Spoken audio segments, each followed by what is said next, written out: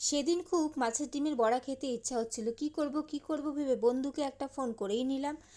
আর ওই যে কথায় বলে না, উঠলো বাড়ি তো কটক যাই, ফোন করে অর্ডার দিয়ে দিলাম মাছের ডিমের বড়া খাবো। অমনিও সে ছুটলো বাজারে। প্রথমবার যাওয়ার পর খালি হাতে ফিরে এলো, দ্বিতীয়বার যাওয়ার পরও খালি হাতে ফিরে এলো, কিন্তু তৃতীয়বার যাওয়ার পর অবশেষে সে পেয়ে গেল বাজার থেকে মাছের ডিম।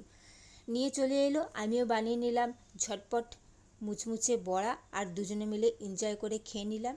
তো মাছের ডিমের বড়া অনেকে অনেক রকমভাবে বানায়। আমি যেভাবে বানাই আজকে তোমাদের সাথে সেই রেসিপিটাই শেয়ার করতে যাচ্ছি। তো বন্ধুরা, ভালো লাগলে অবশ্যই লাইক কমেন্ট করবে, এবং তোমরা কীভাবে বানাও সেটা অবশ্যই আমার সাথে শেয়ার করবে। চলো তাহলে কথা না বাড়িয়ে দেখে নাও আজকের রেসিপি মাছের ডিমের বড়া।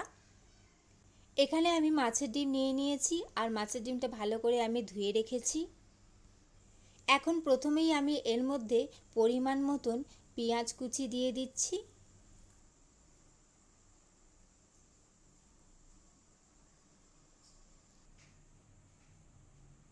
এর সাথেই আমি আদা রসুন আর কাঁচা লঙ্কা বাটা দিয়ে দিচ্ছি।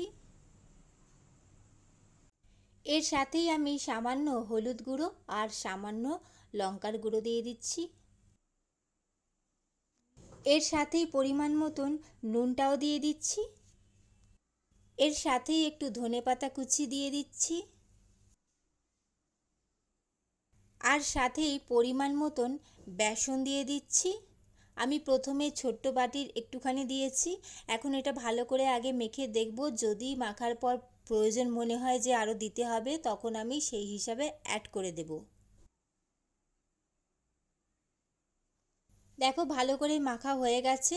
আমি মাখার পর আরও 1 চামচ মতন বেসন দিয়েছি। অন্যদিকে দেখো, কড়াতে তেল গরম করতে বসিয়ে দিয়েছি, আর তেলটা ভালোই গরম হয়ে গেছে। আর এখন আমি চামচের সাহায্যে তুলে তুলে তেলের মধ্যে আস্তে করে বড়াগুলো ছেড়ে দেব।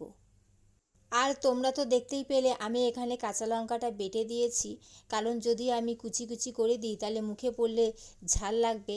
তাই জন্যে আমি একটু ঝালের জন্য কাঁচা লঙ্কাটা এখানে বেটে দিয়েছি, যাতে খাবার সময় মুখে কাঁচা লঙ্কা যেন না পড়ে।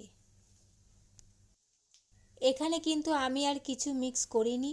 অনেকে চাল গুঁড়ো দেয় বা অনেকে পোস্ত দেয় যাতে খেতে ভালো লাগে, তো আমি জাস্ট বেসিক নর্মালি যেটা দিতেই হবে সেইটুকুনিটা দিয়েই করেছি।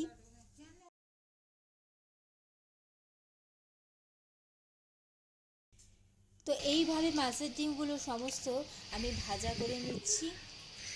এই রকম মাছের ডিমের বড়া সাথে ভাত আর ডাল, ব্যাস আর কিচ্ছু লাগবে না। এই দিয়ে সমস্ত ভাতটা কিন্তু আরামসে খাওয়া হয়ে যায়।